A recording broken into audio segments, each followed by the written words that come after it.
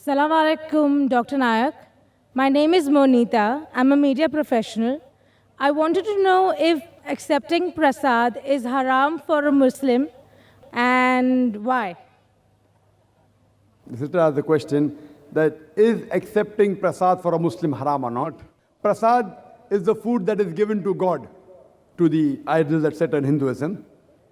Quran says in no less than 4 different places. In Surah Baqarah, chapter number 2, verse number 173. In Surah Ma'idah, chapter number 5, verse number 3. In Surah Anam, chapter number 6, verse number 145. And Surah Nahl, chapter number 16, verse number 115. It says that حُرِّمَتْ عَلَيْكُمُ الْمَيْتُةُ وَالدَّمُ وَلَحْمُ الْخِنْزِيرِ وَمَا أُهِلَّ بِغَيْرِ اللَّهِ بِهِ. Forbidden for you for food are dead meat, blood, the flesh of swine, and any food on which any name besides Almighty God's name is taken.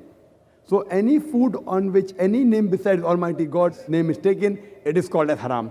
That's the reason to accept Prasad and to eat Prasad is prohibited in Islam. And even if you read the Vedas, even in the Vedas, since the Veda clearly mentions, Natasya Pratimasti, of that God there is no Pratima, there is no image, there is no idol, there is no sculpture, there is no photograph, there is no painting. Even giving food to the idol is prohibited in the Veda. So that's the reason, because it's prohibited in the Veda, it is wrong to put food on the idols. Similarly, because the Quran prohibits it, for us Muslims to accept it or to eat it is wrong, sister. Hope that answers the question. So one more thing. I'm a Sindhi and I go to the Gurudwara. There is no idol at the Gurudwara. There's just a Granth. We still have Prasad in the Gurudwara. It's called Kana Prasad. But you still can't accept that. What is the reason for that? Sister, that's it's not accepted. It's not offered to an idol. That's right. Sister, I'm a student of even the Guru Granth. And even according to the Sikh scriptures, the Adi Granth, Guru Granth, it speaks about oneness of God. And it says that Almighty God has got no idols, no images. There are various attributes given to Almighty God, Rahim, Kareem, Allah, various.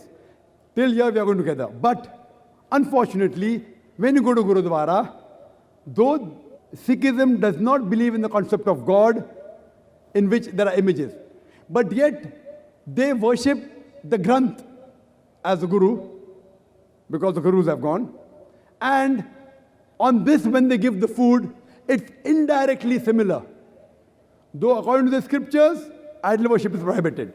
So because of this indirect giving of the food, even according to the Guru Granth, Almighty God does not require to eat. So where is the question of you giving food to Almighty God?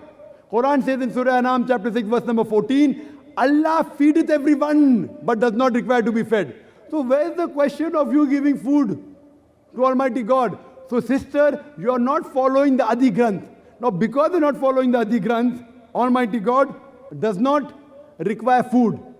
He can sustain without the food. He is the one who feedeth everyone. Hope that answers the question. Wa akhir da'wan alhamdulillahi rabbil alameen.